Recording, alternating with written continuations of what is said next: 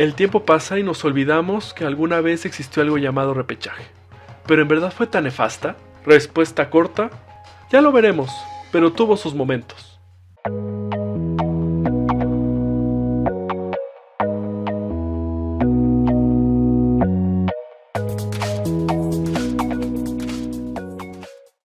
Buenas a todos y bienvenidos a Respuesta Corta, lugar donde nos gusta crear teorías de lo que nos apasiona. 1970 es para mí un punto de inflexión en el balompié nacional. No solo por el mundial, o más bien por el mundial, ocurrieron tantas cosas que cambiaron el fútbol y la forma como se jugaba en México, y uno de esos cambios fue dividir a los equipos en grupos. México 70 fue un torneo que se jugó antes y después del mundial. Para que el calendario no fuera apretado, los seleccionados nacionales tuvieran más tiempo para entrenar en conjunto y ver si así ya podíamos por fin pasar de la primera ronda. La competición se dividió así. Se formaron dos grupos, a los que se les llamó pares y nones, de 8 equipos cada uno, los cuales jugaban a ida y vuelta entre sí. Estos partidos fueron antes de la inauguración de la Copa del Mundo. Al término del mundial, los mejores 4 de grupo se enfrentaron entre sí a visita recíproca en el grupo conocido como campeonato, mientras que los 8 perdedores hicieron lo propio, pero en el grupo consolación.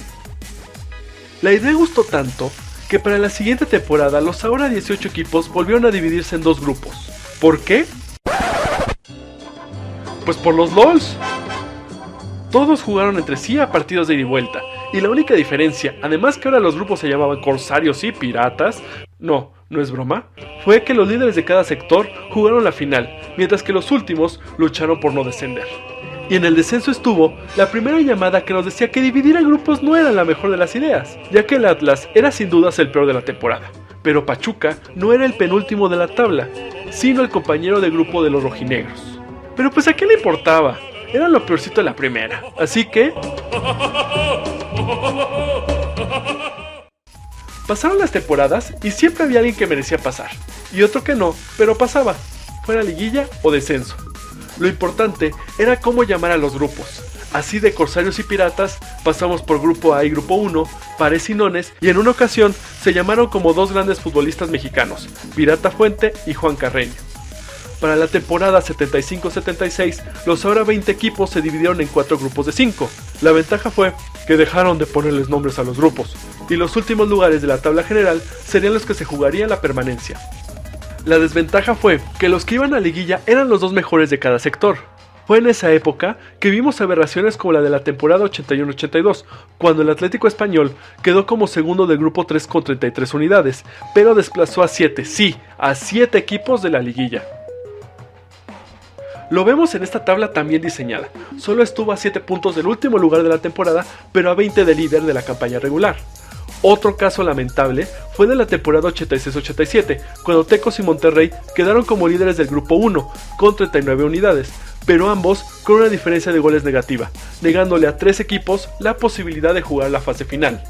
El último caso donde pasó algo semejante fue en la 90-91. Previo al famoso Tucaso, el Atlético Morelia le propinó un idem a 5 equipos.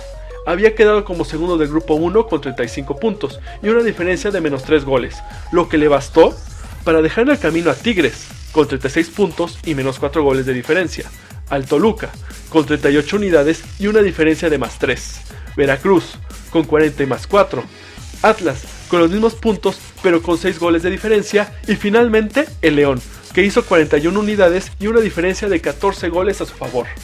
Para ello, en la temporada 91-92 se parchó la liga con un remendo inglés o más bien gringo, el repechaje. Si tienes menos de 18 años, es probable que no sepas qué es la repesca o cómo funcionaba. La liguilla ahora no era de 8, sino de 10 equipos. Los dos peores segundos se enfrentaban contra otros 2 equipos, en teoría mejores. En otras palabras, y si te gusta el americano o el béisbol, es como la wild card. En varios deportes, pero en especial el tenis, se usa la palabra wild card o comodín para referirse a aquella persona que no pudo clasificar a un torneo o no se encontraba bien rankeado, pero que de todas maneras es invitada a participar, bien porque ya ha ganado ese torneo, por su experiencia, etc. En los deportes de Estados Unidos, este término se usa para aquellos equipos que no fueron líderes de su división, pero tienen derecho a los playoffs, debido a su buena posición en la tabla de la temporada regular. Al jugar estos partidos ceden en algunas cosas, por ejemplo, una semana de descanso o el derecho a jugar como locales el partido o los primeros partidos de la serie. Esta idea nació en la NFL, cuando en 1970 esta se fusionó con la AFL, por lo que la liga se dividió en 2 conferencias y cada una con 3 divisiones. Para postemporada, clasificaban los líderes divisionales y el mejor segundo de la conferencia, ese sería el comodín. En 1978 aumentó el número de equipos, por lo que se añadió a otra franquicia como wildcard, lo que hizo que existiera un partido extra para decidir cuál de ellos clasificaba a los juegos divisionales. Esa es la idea que llegó a México, pero hay un problema en cuanto al concepto.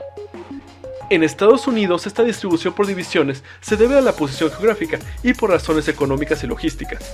Además, y en general, los equipos se enfrentan cada temporada más veces con sus rivales divisionales que con el resto de su conferencia e incluso del resto de la liga. En la primera división, la clasificación por grupos no respondía a una razón específica, ni había más juegos entre los rivales directos. Lo único especial era que se les llamaba partidos de 6 puntos, pues perder contra un rival del grupo podía ser el fin de las aspiraciones a la liguilla. Y oh, queridos drugos, esto no mejoró las cosas. Claro que tenía su lado bueno. Había una sensación de justicia, pues parecía que ahora ya se enfrentaban solo los mejores. Ahora teníamos 4 juegos extras de liguilla y cuando llegaron los torneos cortos eran hasta 8 partidos más, lo que a la larga fue contraproducente pues estrechaba el calendario, creaba jornadas dobles y esto se complicó aún más cuando en el 98 los equipos mexicanos empezaron a jugar la Pre-Libertadores, pero antes jugaban la Pre-Libertadores, luego los metidos a la Copa Sudamericana y la Coca Champions, ya existía pero no con ese nombre, y además los juegos de selección y el Mundial de Clubes. Y para colmo, no fue una buena solución, pues en la temporada 95-96 ocurrió una de esas chuladas clásicas del fútbol mexicano.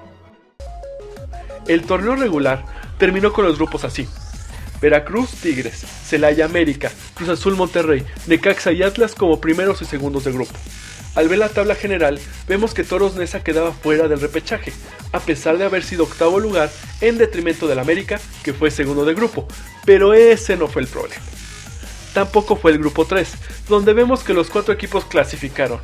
No, la joya estaba en otro equipo con derecho a jugar la repesca, y con ello la oportunidad de ser campeón, los Tigres.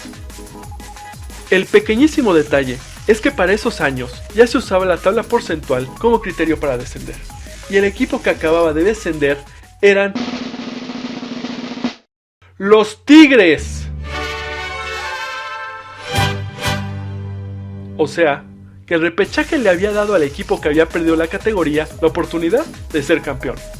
En un cambio de última hora se determinó que podían jugar y que si eran campeones no se irían a Primera A.